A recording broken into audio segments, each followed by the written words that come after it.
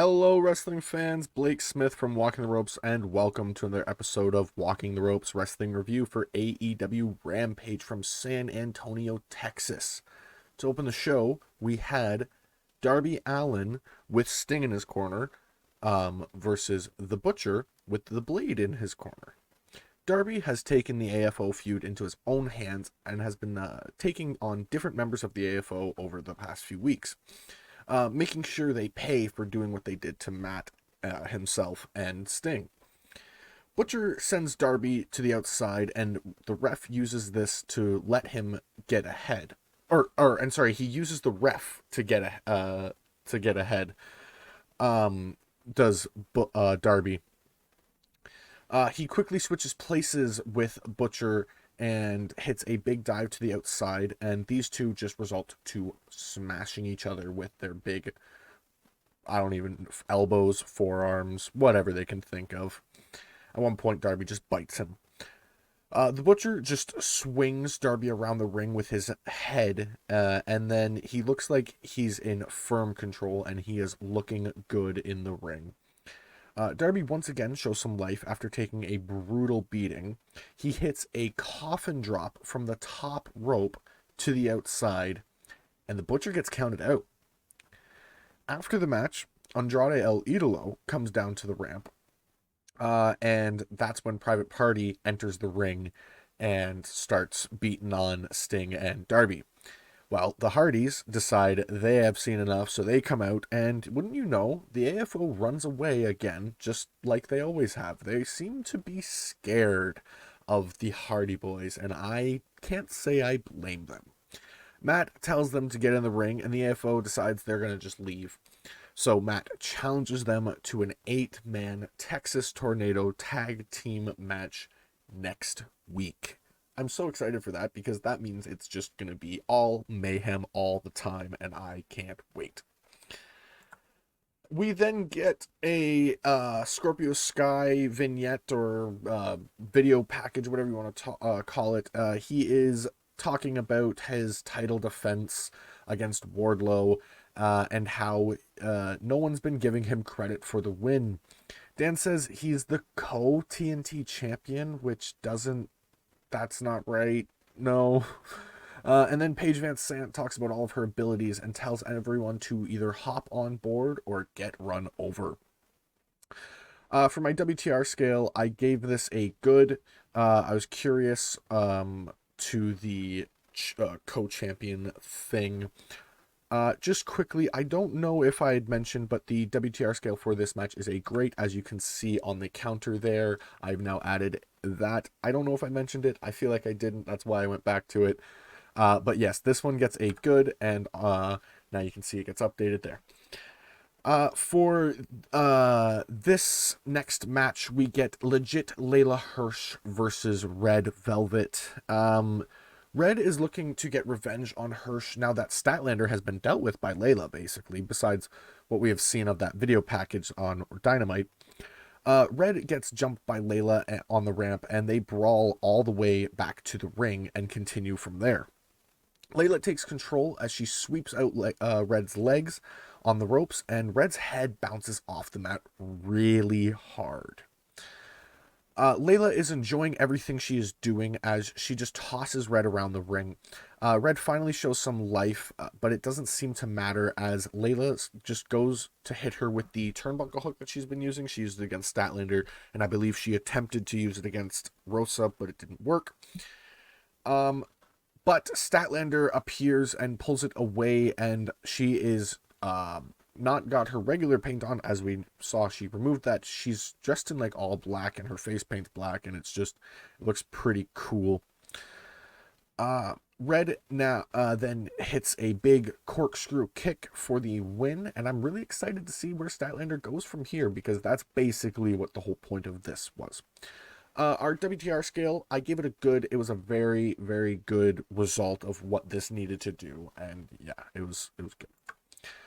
We then get QT Marshall talking about what Hook did to him at Revolution and says that he isn't pissed off. He was proud, and next week he plans to give Hook the first ever QT Marshall certificate of accomplishment. Ah, you know, I don't really understand. Like you kind of moved on from this already. Like even Team Taz seems to have already moved on from this. I don't know. I gave this for my WTR scale. I gave this a meh. It is what it is. We'll see what happens on Dynamite or Rampage. I imagine it'll be on Rampage. We then get Bear Country and Fuego del Sol against the House of Black, Buddy Matthews, Malachi Black, and Brody King. This is going to be, well, I wouldn't say a bloodbath because we've seen bloodbaths, but this is going to be brutal because, yeah, two big men against the House of Black and Fuego del Sol. Fuego del Sol is just kind of there for this. Bear Country and Fuego del Sol may be a little out of their depth here, as these three men have been on a warpath as of late. They look ready to just dominate and inflict pain, and they do so just to start out. Malachi clears the ring himself, tossing all of the men around the ring, and the House of Black just don't seem to be in a rush, as they are looking to hurt whoever is in the ring. Boulder tries to make his best, but all three just take him out. Fuego then tries, he flies into the ring. He does take out Black for a moment, but then he tries a flying crossbody, and he flies into a knee. This allows Matthews to hit a spinning fireman's carry. That's what I want to call it. It didn't look comfortable for Fuego. But that gets the win. For my WTR scale, I gave this a great. It was awesome, amazing, perfect, great. It was really, really great. For my for the next segment for Rampage, we had Penta Oscuro. He's thanking the House of Black for changing them. They know, or they thrive in darkness, but they know that the House of Black likes darkness, but he knows that he thrives in darkness himself. And the Death Triangle, they are inevitable. And I wonder if this is either hinting at a returning Phoenix or Pac, becoming more dark. I really can't tell, but I'm excited either way. Mark Henry then talks with the main event contenders, and Max Caster says he's not worried.